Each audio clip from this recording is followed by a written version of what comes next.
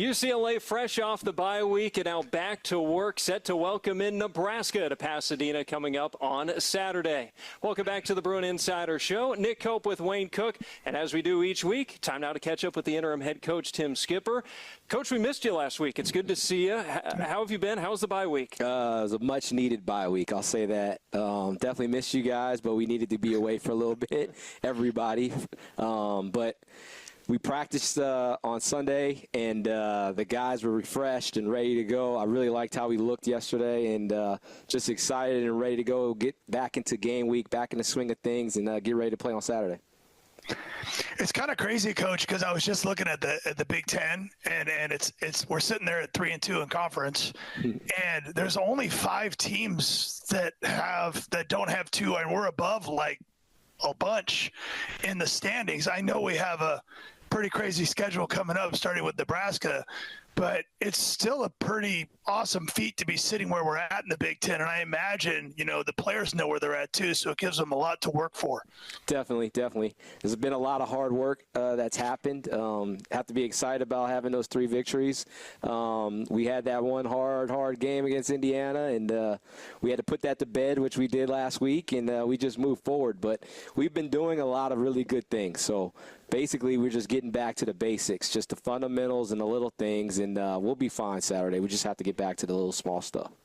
Yeah, Wayne brought up big picture there, and I have a feeling I know where you're going to go with this, but just big picture goals. I know you like to live in the little things, taking care of the big things. Do you see any value of that as a coach, looking big picture, because this is a team that has a chance, if they can do something special here over the last month, to make a bowl game? I mean, it's kind of the elephant in the room. The big picture to me is always elephant in there. Everybody knows the big picture. The small, what do we need to do now, is where we need to always harp on. So I'm that guy. I'm into the little things. I'm into the details. I'm into the fundamentals. I'm into, like, hey, when we blow this horn, you need to run to the next drill and not walk. Like, I think all that type of stuff carries over. So I'm more in that world. Every single person on the team, coach, whatever, support staff knows the big picture. So it's out there, it's there, but if we don't take care of today, we'll never get to tomorrow.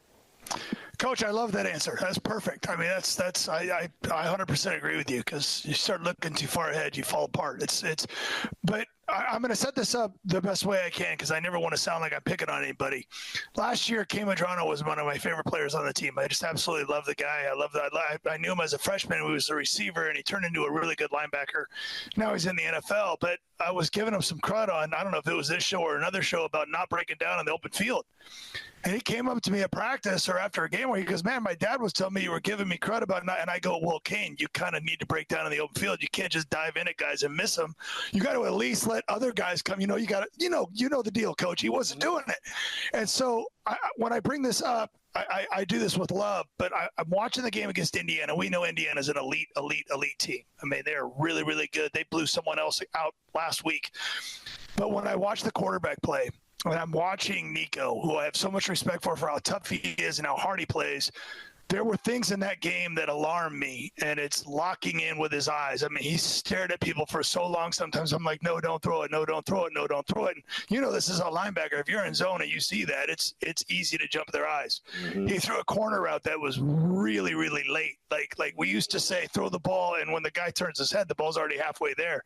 And these are little things that I notice as a quarterback, and I know when you have that bye week and you get a chance to really break down the film, because we're going to need quarterback play. We're going to need offensive line blocking, right? We're going to need everybody.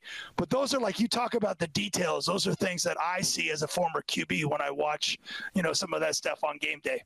Definitely, and it wasn't just him. It was a whole bunch of guys. I agree. And that's why I said we went back to fundamentals. We went back to the little small things. We went back to just details, everything. While we run what we run, establishing who we are again. Like, it was everything like we just restarted. So I totally agree with you.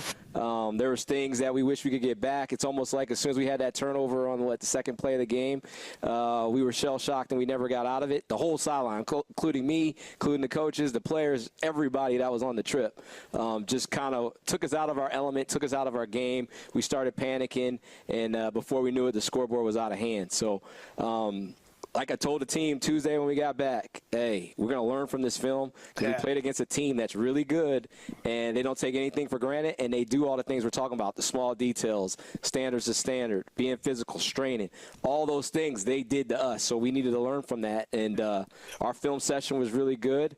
It was a lot of bonding, a lot of different kinds of languages, and I feel good where we're at now. I really do. I think we really realize, hey, you do have to do all those things all the time. So we'll get another opportunity here this week to practice, and then we'll go play Saturday and see if we improved. You talk about all the details, the little things often, and with this bye week, certainly for players, a lot of it is just getting those bodies as healthy as they possibly can at this point in the year. I'm wondering, as a coaching staff, what does that extra time allow you guys to do? Yeah, so a lot of it went mental. I mean, a lot. The first bye week, we were very physical. I mean, it was intense practices. And then as you get deeper in the season, you can't do that, obviously. So we just try to put the guys in a whole bunch of different scenarios. On defense, we gave them a whole bunch of different formations and doing things we haven't necessarily seen this season that we know are going to come up. So we wanted to get the guys kind of prepared for these type of things. On offense, we kind of gave guys different looks on defenses because we're getting a lot of different looks because of Nico being a dual threat guy. So we have to be prepared for the unscouted looks and things like that. So that's kind of where we took things. We try to be psychics, I guess you could say, and think of scenarios that could possibly happen in the future and get better that way. Coach, the confidence, it feels like that the last 2 weeks we've seen an offense that has started limping a little bit, and that's what I love about all this. We're just working our butts off to try and fix it. But I'm going to point out a positive on the other side of the ball. Like, it felt like as good as Indiana is, and I swear it's strange for me to say this with as many points as they scored. I felt like Fernando Mendoza and those really elite receivers were maybe not as great as they normally are. I mean, I really walked away from that game thinking our defense did some really good things in that game. I thought we had opportunities to get our hand on some balls on the outside. I've been talking about how well our corners have been playing for a while now, but I mean, it just felt like if we turned our head on a couple of them, we could have had some picks. And so, again, I know our pass rush is not where we want it, but man, there are some signs of on the back end that I thought looked fantastic. Yeah, I totally agree with you. When we get our hands on you, we're pretty good. I mean, we can turn and run and all those types of things. You're exactly correct. It's another fundamental small thing, but getting your head around once you're in phase and that ball's in the air and playing the ball instead of just playing the guy. So little things like that is the stuff we've talked about this week and we're trying to get better at and things like that. Obviously, we want to get more pressure on the quarterback, too, so he's not just patting the ball all day, as I know you would love to have that kind of pocket a lot of the time. So we're going to have to do some things, get creative, and also rely on those cover guys to cover. So, and then it all comes back to the run game. I mean, if we don't stop the run, it's long days. So we have to stop the run first to make them have to throw. Coach, just real quick follow-up. It's funny because my junior year, I might have had one of the best offensive lines in the history of UCLA with guys like Jonathan Ogden as my left tackle. And I'm telling you, it's amazing when you have that and good people around you. But my senior year, everybody got hurt, and you start getting your butt kicked, and it's amazing what – as a quarterback, all of a sudden you're not as good anymore. You start feeling pressure that's not there. And as a defensive guy, you know this. When you're messing with a quarterback, you get in his head. It's game on. Yeah. Like, that's what you want. And so getting some pressure on the quarterback, even if it's not Dylan Raiola, who I was excited for that matchup. I really was. But I know he's hurt now.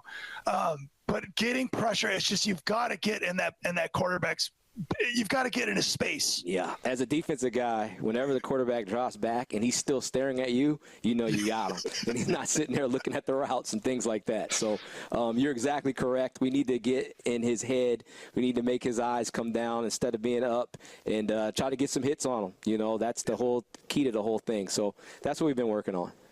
Speaking of Key, I wanted to get your thoughts on Key Lawrence back there at safety. He got his first interception of the year in the game against Indiana, number 4 on your team in tackles. And whenever you go out to practice, You hear some voices, Coach Meat rises up, but Key, you hear him a lot. He's always talking. He's a fun personality. What stood out with Key that you've seen this year? Key's gotten better and better every single week. There's things, and he knows this, that we work on. Like, you need to get better at tackling. He works at it, and he gets better at tackling. You need to get your cover skills better, so he gets his cover skills better, he gets a pick. The thing now he's going to need to do, he needs to get his return game better. He kind of fell on his own feet there, and we're going to have to work on that. He just ran right into our own guys.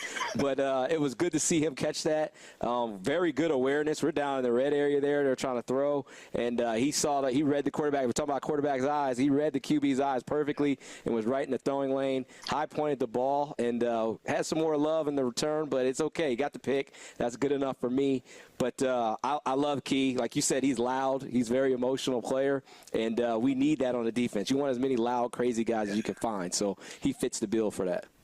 Coach, watch the entire Nebraska. It was difficult, by the way, Nebraska, because I wanted to watch my guy Dave Roberts, and then I was doing both, but I was watching the Nebraska-USC game. And really, Nebraska kind of felt like they had it. They played a really good defense. I think Nebraska's got a good defense. That Emmett Johnson as a running back is really, really good. Seems like Dana Holgorsen had kind of figured out we're going to be a run-first team and then throw the ball off of that run game with Dylan Raiola. And I thought it was working pretty good. And then he gets hurt, and they kind of fell apart and lost the game. This isn't a knock on USC winning the game. I don't want to give them any bulletin board stuff at all because they earned that win. But this is a solid Nebraska team. But now you've got a game plan for a new quarterback who's is going to be different than what you had with Raiola. Yeah, definitely. And Nebraska's a very, very good team. I mean, very, very good. Just like that game last week, it could have went either way. You have to make plays at the end, and SC did that. It's a compliment to them for that. But these guys on offense, they're going to run the rock. It's our first 1,000-yard rush we're going to have to go against. Very, very good. I come from a family of running back coaches, and he's up there as far as guys I've seen. Very, very good vision. I mean, he makes people miss. He sees holes. He'll cut it back. He'll hit it when he needs to hit it. Like, it's very impressive to watch that kid and to watch him run. It's just pure running. He's really good. Their old line's been a little banged up, but they have guys that have been filling in. They're still huge, and they're still getting hands on people, and they're still moving people off the ball. And then they're trying to, in the pass game, they're kind of short passes. They're trying to get the ball out and let the guys run.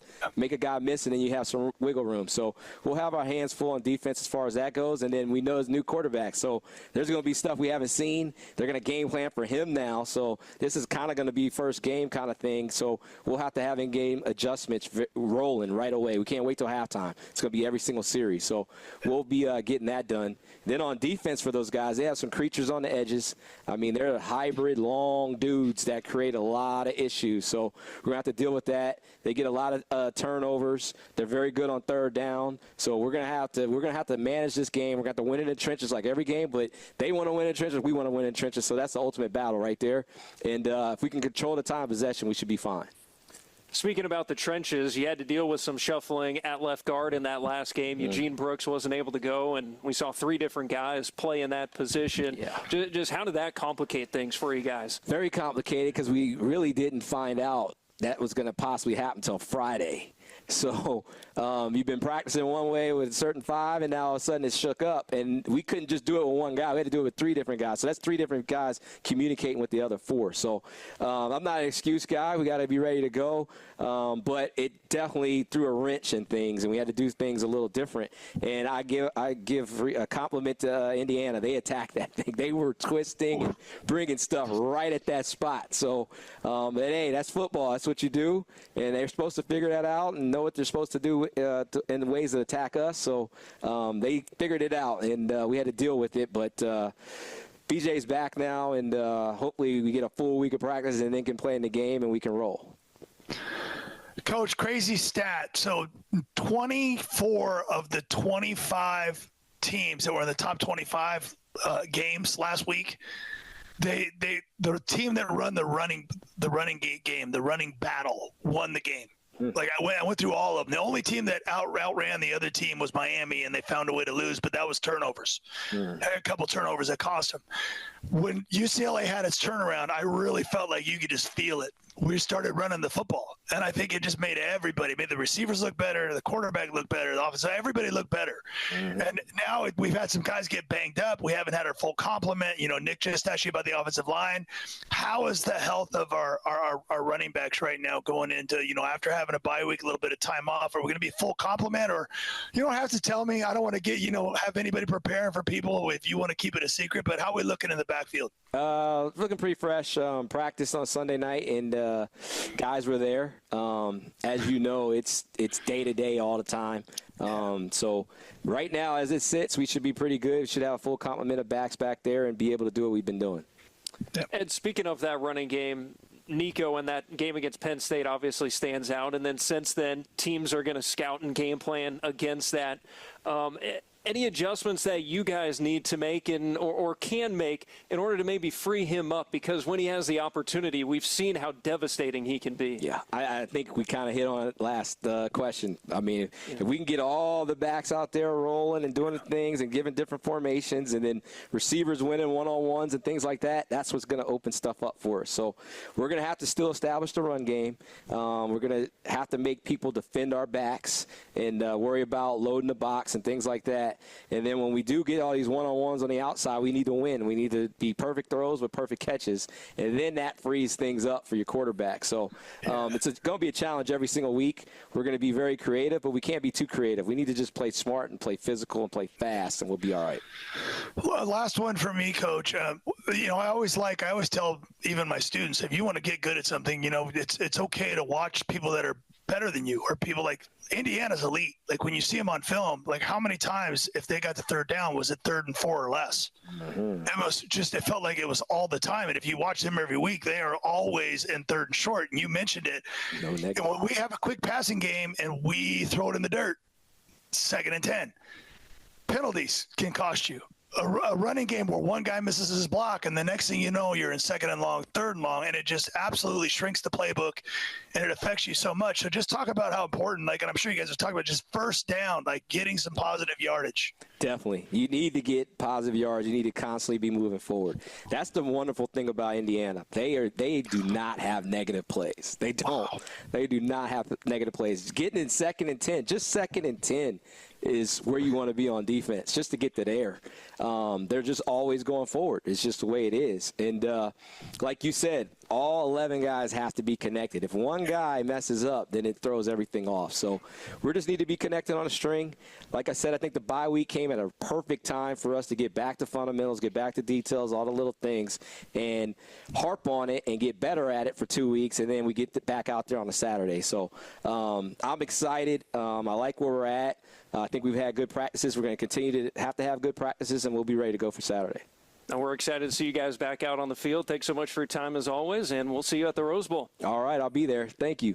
He's the interim head coach, Tim Skipper. For Wayne Cook, I'm Nick Koop. We'll see you on Saturday. Get your tickets, UCLABruins.com/tickets. And we've got the radio broadcast, pregame coverage with Wayne and I beginning at 4:30 on 790 KABC, also on SiriusXM and the UCLA Bruins app.